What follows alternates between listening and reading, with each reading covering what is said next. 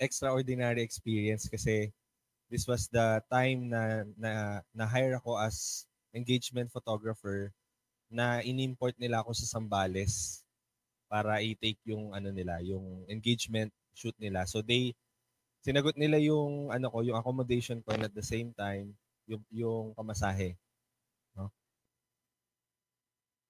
And if you know this lovely couple, si Sister Riza and si Brother Jesse Bestre, so they hired us. Actually, not pala. They didn't hire us. Ano, we gave them a love gift of engagement shoot before prior to their wedding. And last but not the least is sila Brother um, Alex and Sister Amara. Hindi nila ako official photographer, but na-miss ko kasi mag-shoot ng wedding, so I carried my photographer, and si Kuya Ken. Um, so I took few snaps of their wedding. So when Kuya when um Brother Malbe asked me to discuss about this, no, yung I am the light of the world na sinabi ni Jesus Christ. I can't help but um, relate relate this claim of Jesus Christ sa ginagawa ko bilang isang photographer, because I realized, no, as I go as I pursue my passion, and at the same time um, gawin itong side business, na-realize ko na yung mga good photo yung mga magagandang photos, it is not about how beautiful your subjects are. No, it is not about your camera, how expensive your gear is, but it is about how good are you in using your light source, no? Kasi lahat ng photographer, magaling silang gumamit ng kanilang mga lighting, no? That's the most important part of doing photography. So, I came to reflect with this idea ng physical light that we see around us that reflects the beauty of every people that I shoot, doon sa spiritual light na kiniklaim ni Jesus Christ, no? Na I am the light of the world. So before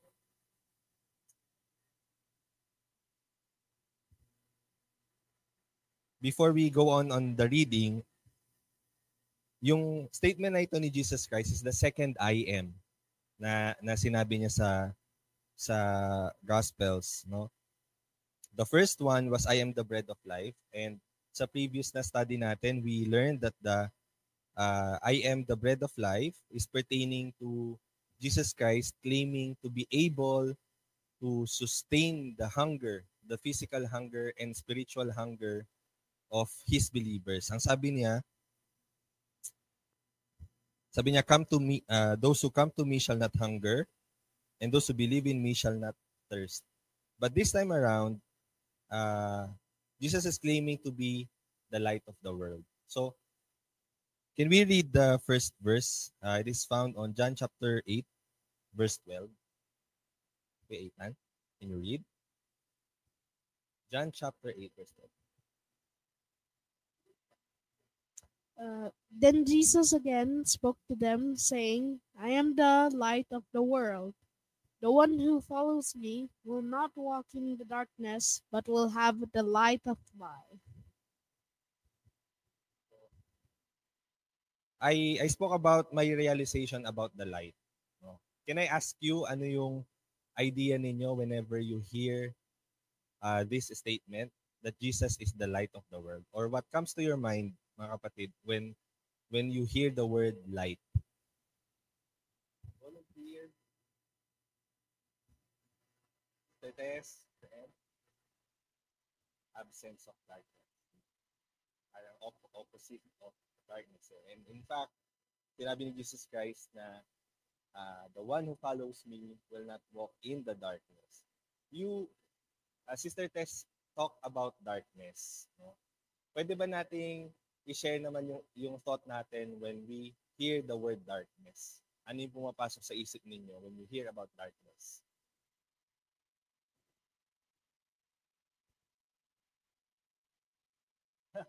Evening, yes. Because evening is dark. Evening is the time of the day where we lack the light, no?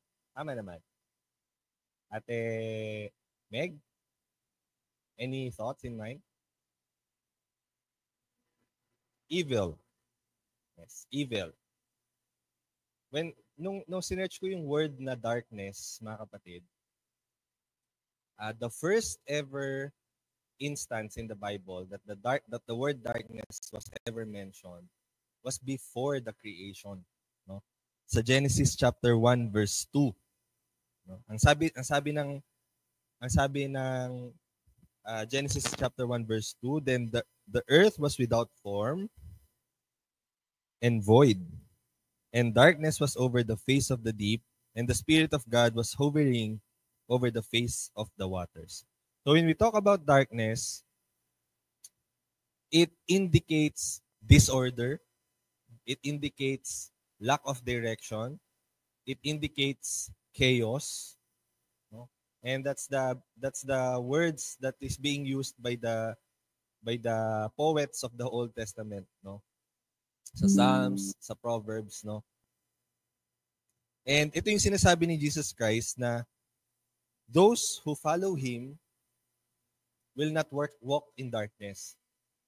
So he is saying na anyone who follows Jesus Christ will have what? Will have direction, right?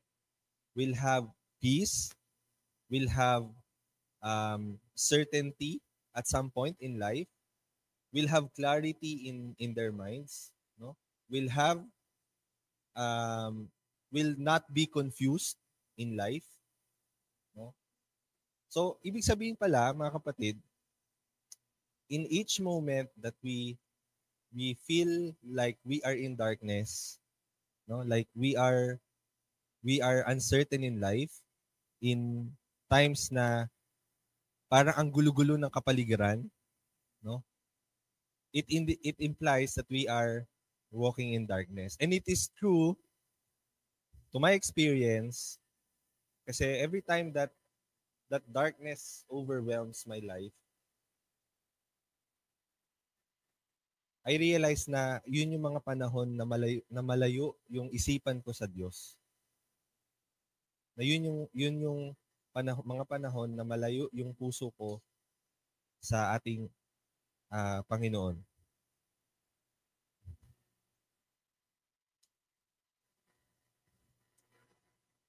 Now, in contrast, mga kapatid, doon sa I am the bread of life, merong two action words na binanggit ang ating Panginoong Jesus. Ang sabi niya, those who come to me shall not hunger. And number 2, those who believe in me shall not thirst. But this time around, mga kapatid, ano yung action word na na-notice ninyo sa instruction ni Jesus Christ? On verse 12. The one who follow. Ba? Yung action word doon is follow. No? And when we talk about following, ano yung related word sa kanya? Diba? It gives direction, right? It gives direction because Jesus Christ, yung sa mga succeeding I ams ni Jesus Christ, He is saying na I am the way, right? I am the way, the truth, and the life. So, Jesus Christ is telling us na He has the answers to the questions of our life on what we are going to do, on what we are supposed to do in this life. Whoever follows me will not walk in darkness, but will have the light of life. And it is also consistent doon nga sa statement ni Jesus Christ na I am the way, the truth, and the life. Whoever has His light will also have the light of life, His life.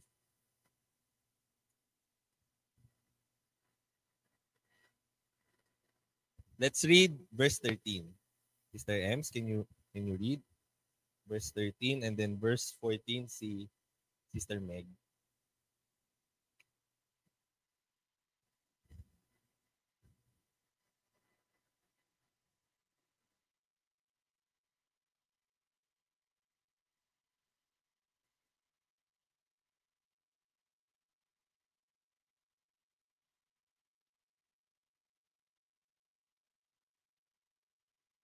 Okay. I underlined two statements, no? Yung statement ng mga Pharisees. Ang sabi ng mga Pharisees, you are testifying about yourself. Your testimony is not true. So there is an accusation here, no, that Jesus Christ is what? A false or a liar, right? And ang premise ng mga Pharisees, because he is testifying about himself.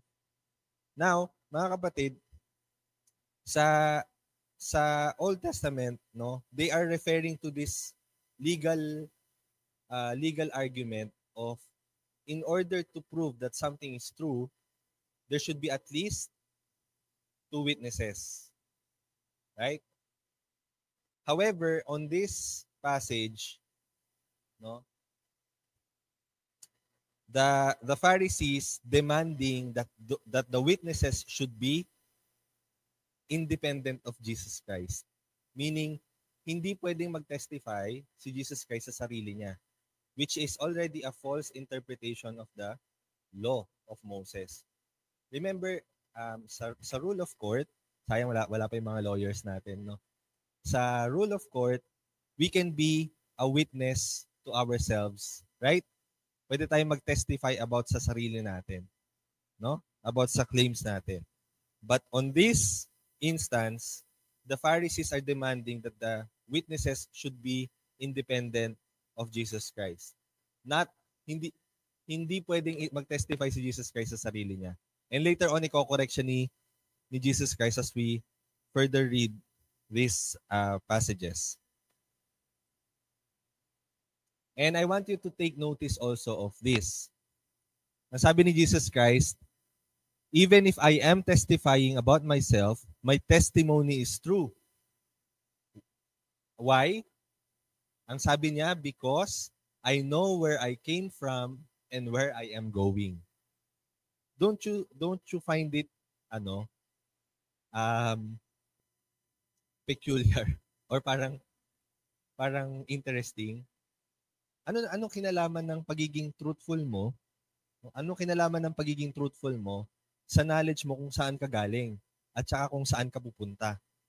Natanong niyo na ba 'yon sa sarili niyo? And later ibabalikan natin tong verse na to because this is one of the subtle way of Jesus Christ of saying and telling the people of who He really is, mga kapatid. Yung tunay na identity ni Jesus Christ. So park that in mind, no? But you do not know where I come from and where I am going. Let's read the next verses. Verse 15, Sister Tess, please.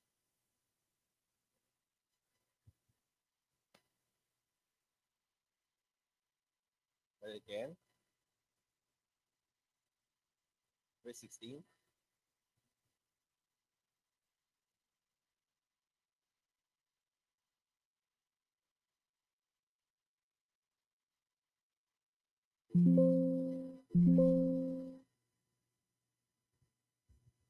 John chapter 8, verse 16.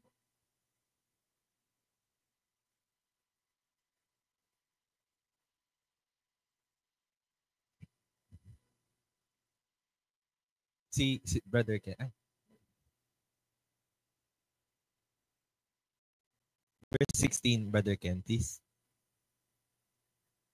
Ituloy niyo na po hanggang 18. Verse 16 to 18.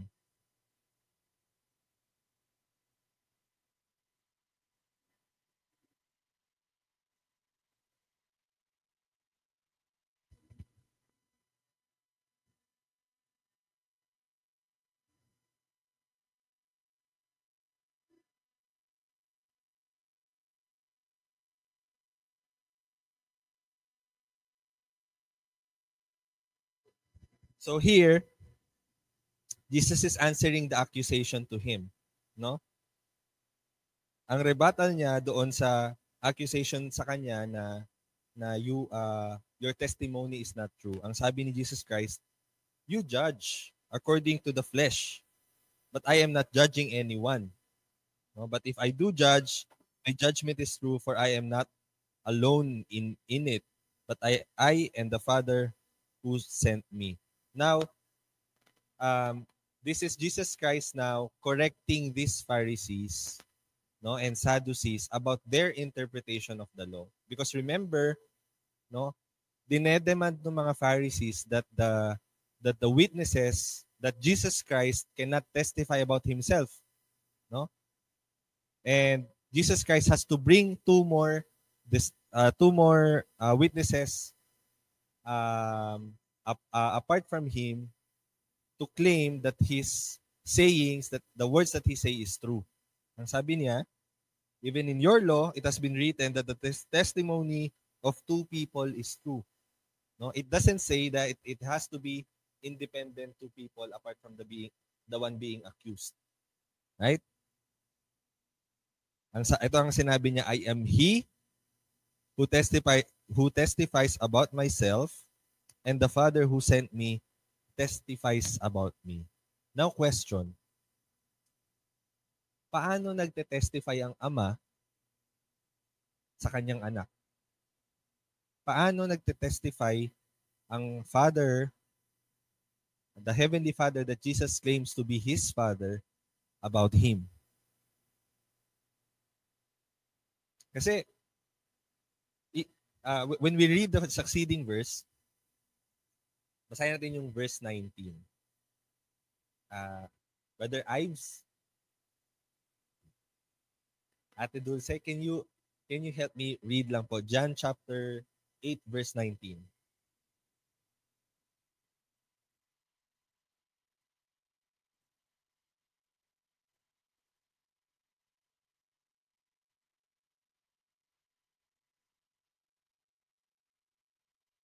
Okay.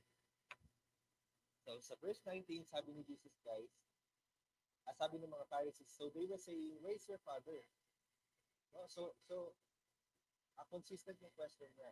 You are claiming that your father is testifying about yourself. So the Pharisees asked Jesus Christ, sino bang tatay mo? Or nasaan ba yung tatay mo? And it does make sense, right? Because they are accusing, the context is, the Pharisees is accusing Jesus Christ that he is a false teacher, that the things that he is claiming to be and is saying are lies. And Jesus Christ defended himself by saying, I have two witnesses about myself, and that is me and the Father and my Father who is in heaven. So the Pharisees asked, nasaan yung ano mo? Nasaan yung witness mo? Nasaan yung tatay mo? Or sino ba yung tatay mo? And Jesus Christ said, hindi nyo kilala yung aking ama. Hindi nyo kilala yung aking ama dahil hindi ninyo ako kilala. Kung kilala nyo ako, makikilala nyo rin ang ama. And this is the heart of the mission of Jesus Christ in this world. Because Jesus Christ is the only means for us to know the Father.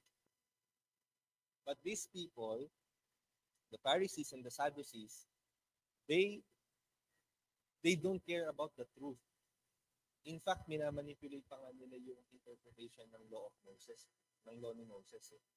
Na they demand that the witnesses should be independent, that Jesus Christ cannot testify about it. Again, let's go back to the question. Paano nagte-testify ang Father in heaven? In chapter 8, before John chapter 8, there has already been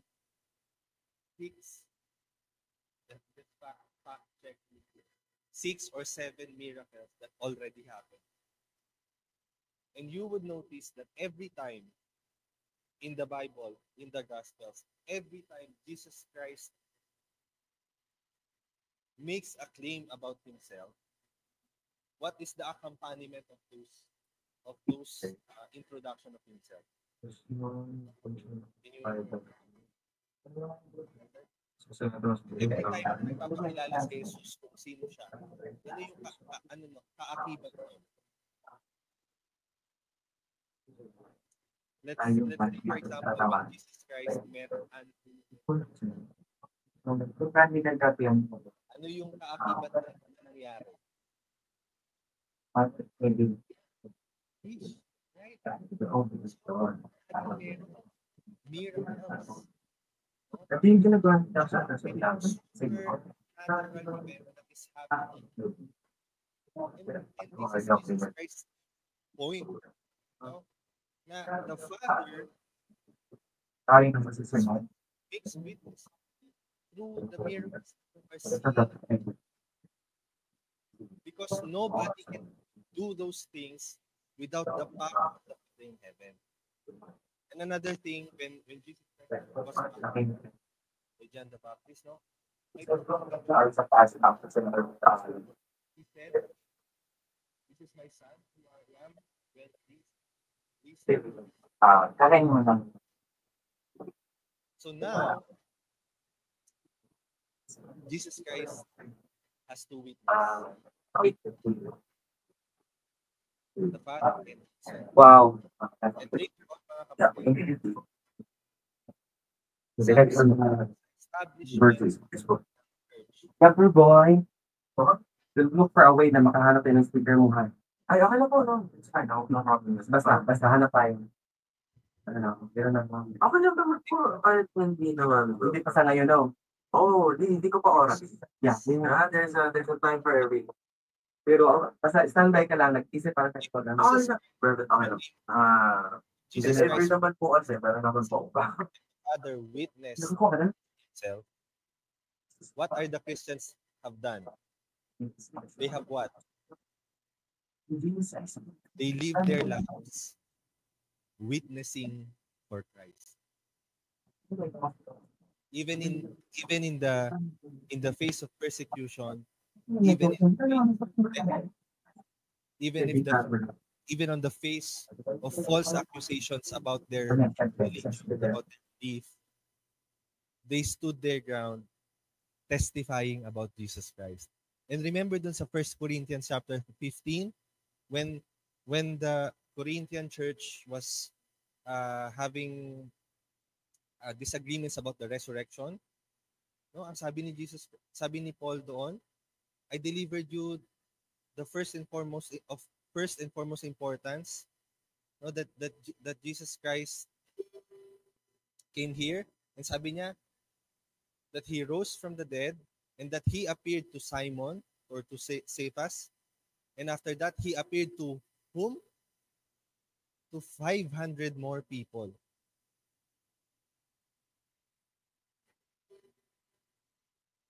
Being the light of the world, mga kapatid, is Jesus Christ showing the light and the truthfulness of his God, the Father in heaven. And us, when the Bible commanded us to become the light of the world, we should be reflecting that light. The light did not come originally from us, but it is from Jesus Christ, and we should just reflect that light. And in our lives, mga kapatid, we need to magnify the light of Jesus Christ and not of ourselves.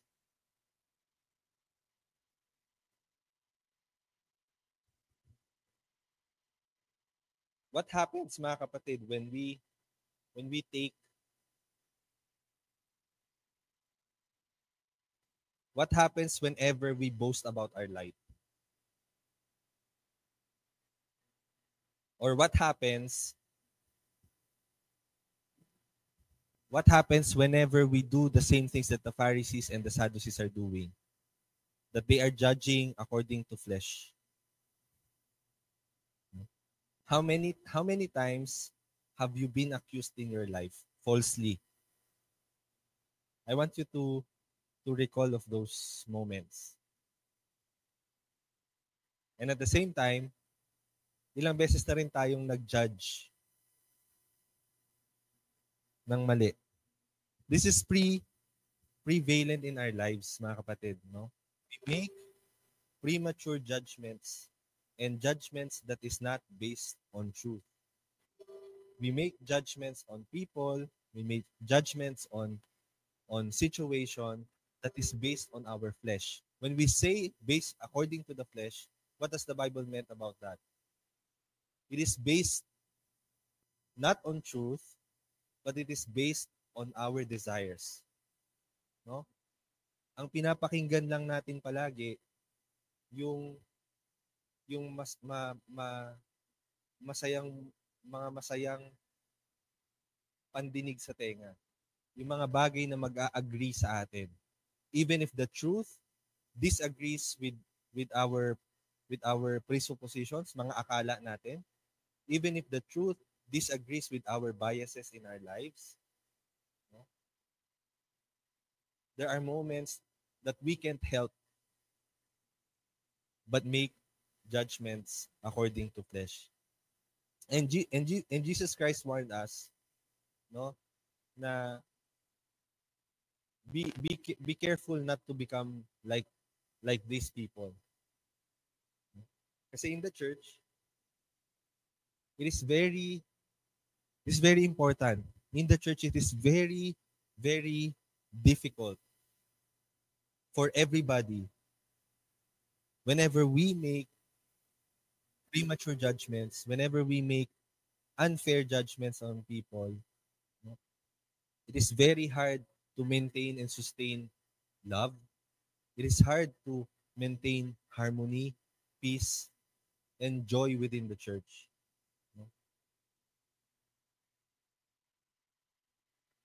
Kaya si Paul sa lahat ng letters niya, he's been hammering us sa mga sulat niya na love one another, bear one another, no?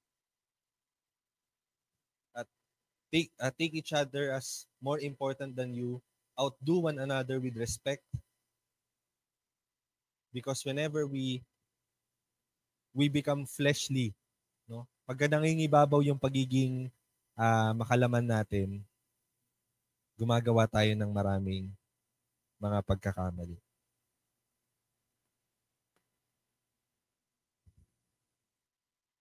In verse 20, can anybody volunteer to read? Mr. Gigi? Verse 20 lang po. Verse 20.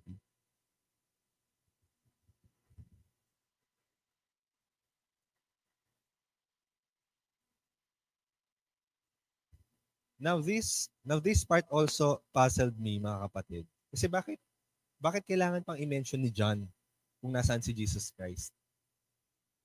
So there are moments in the Bible when you are reading na parang itong portion na to parang hindi naman ganoon ka-importante. Pero why did the author of all the things that he will describe, bakit niya kailangan i-mention to? So on the studies that I read, yung treasury is a public place. It's where the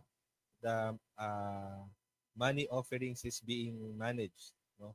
So you will imagine that when Jesus Christ is having this dialogue with the Pharisees and the Sadducees, there are many people around, and there are many people who is hearing and listening to his claims. Pero what? Ang sabi doon, no one arrested him because his hour had not yet come. What's the importance of this part? This shows how sovereign God is, no?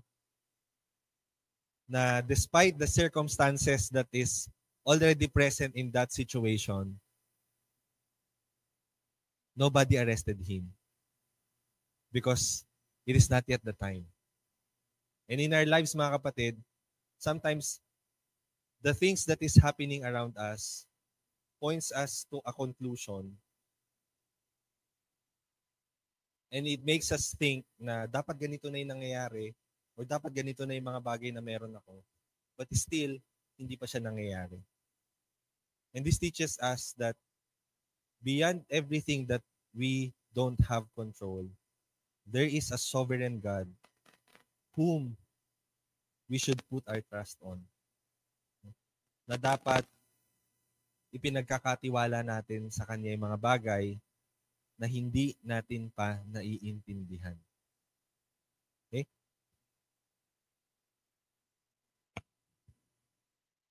Verse 21.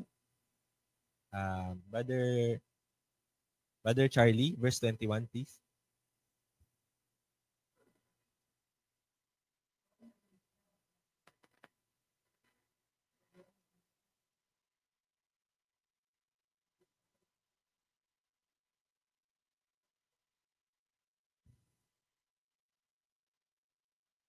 Okay, verse 22, by then. Verse 22.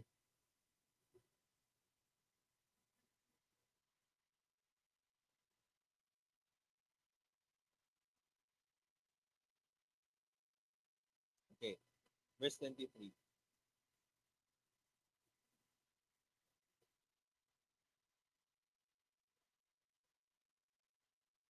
Now, this is Jesus Christ explicitly claiming who He really is. No? In verse 23, as said sa 21, no? I'm going away and you will look for me and will die in your sin. Yung sinasabi niya dito na will die in your sin are quotations and allusions doon sa mga Old Testament prophecies about the Israel, about the destruction of Jerusalem. No? And in verse 22, so the Jews were saying, siguro hindi naman niya papatayin yung sarili niya. Kasi sinabi niya na, where I'm going, you cannot come. And in verse 23, the huge blow to the assumptions of the Pharisees is his personal claim that you are from below and I am from above. You are of this world and I am not of this world. Now, balikan natin yung in-underline natin kanina. Ang sabi ni Jesus Christ, my testimony is true. Why? Because I know where I came from and where I am going. Meron ba kayong naaalala na verse nito?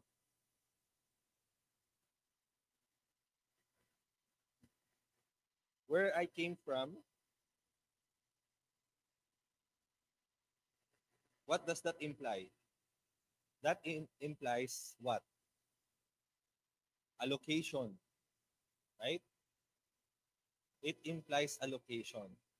And in verse 23, Jesus Christ claims that I am what? I am from above. And you, Brother Ken. And in heaven, the above there pertains to heaven. And in heaven, they know that there is no, in heaven, walang sin. What particular sin? Bebe? The one that they accuse of Jesus. Jesus is what? False prophet. Lying. In heaven, there is no lie. And if Jesus comes from above, what he is saying is what? True.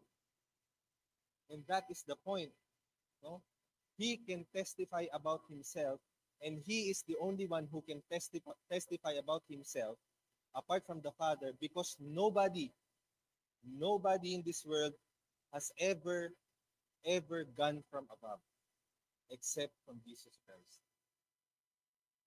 So he has the authority, and logically and practically, he is the only one who can testify about himself, about the truthfulness of who he really is. Another thing, in Revelation chapter 22, verse 13, ano sinabi doon? I am the Alpha and the Omega.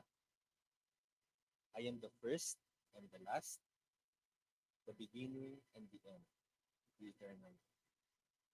So at this point, Jesus is subtly revealing himself of who he really is. And in verse 23, he dropped the bomb of saying, I am from heaven.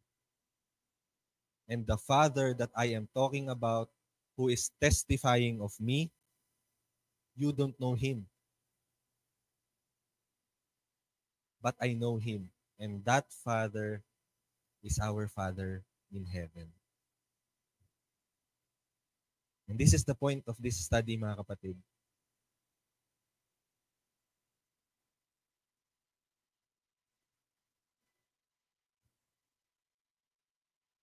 What does it say, Brother Ken?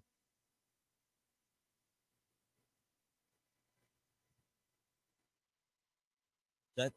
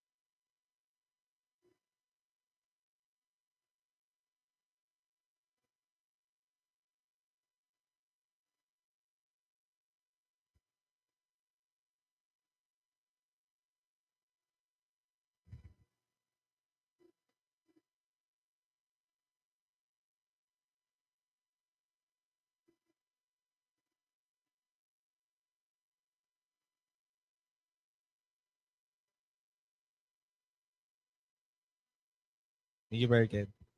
That speaks of the preeminence of Jesus Christ, no? And remember yung prophecy na nakasulat doon sa Book of Daniel, that you will see the clouds of heaven open and the angels descending and ascending to heaven serving the Son of Man. And that Son of Man is pertaining to our Lord Jesus Christ. Wala na po tayong time, so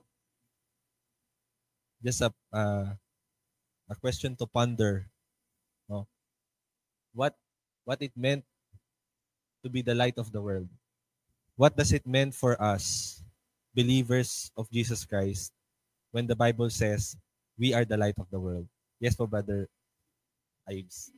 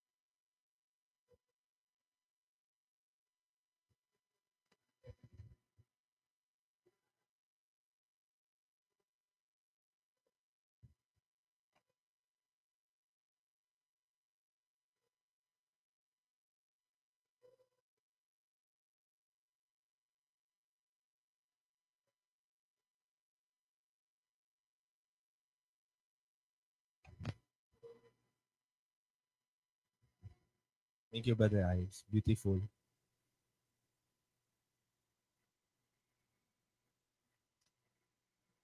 I remember yung sinabi po ni Apostle Paul, no, na everything that he had,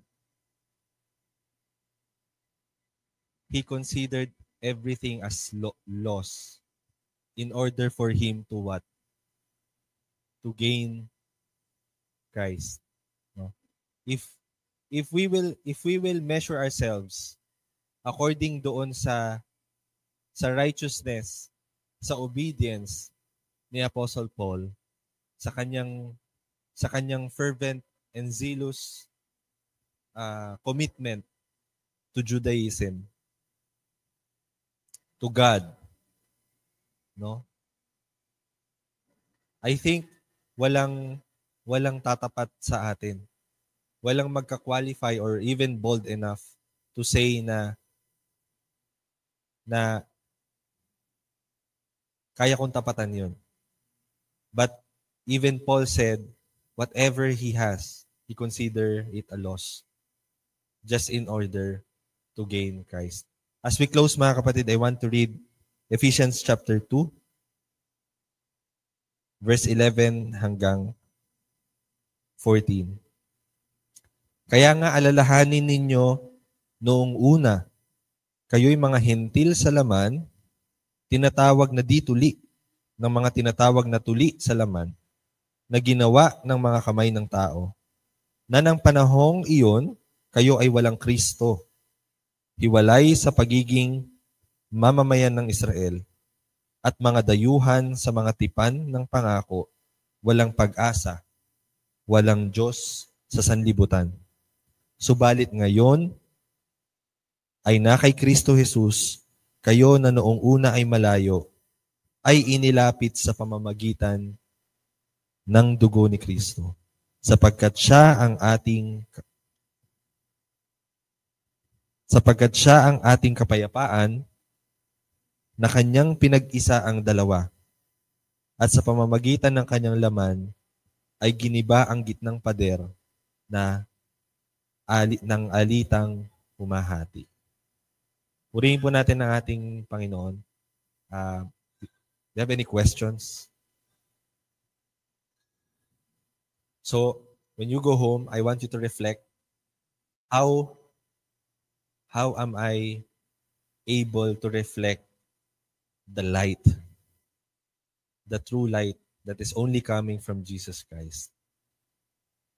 How am I able to magnify His glorious name in my life? Let us all pray, mga kapatid, as we close this study. Manaming Diyos na dakila sa lahat, nagpapasalamat po kami, Panginoon, sa inyo pong kalwalhatian, sa inyo pong mga dakilang pangako. Higit po sa lahat, Panginoon, sa inyo pong faithfulness. Because even at the times that we are unfaithful,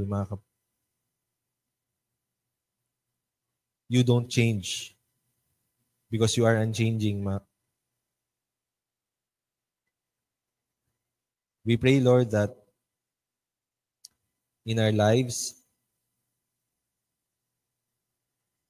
we only exalt our Lord Jesus Christ, and hindi po namin may pagmalaki ang aming sarili, sapagkat ang bawat isa po sa amin ay inyo lamang pong kinaawaan, at lahat kami, Panginoon, ay inyo lamang pong niligtas sa pamamagitan po ng inyong napakayamang biyaya.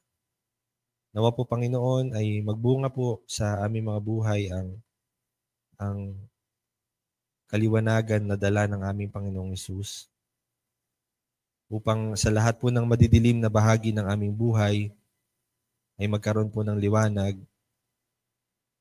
at mas maging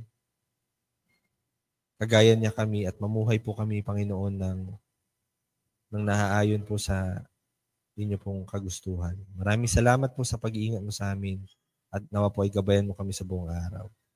Lahat ng ito ay aming panalangin sa ngalan lamang ng aming Panginoong Hesus, na siyang aming Hari at tagapagligtas.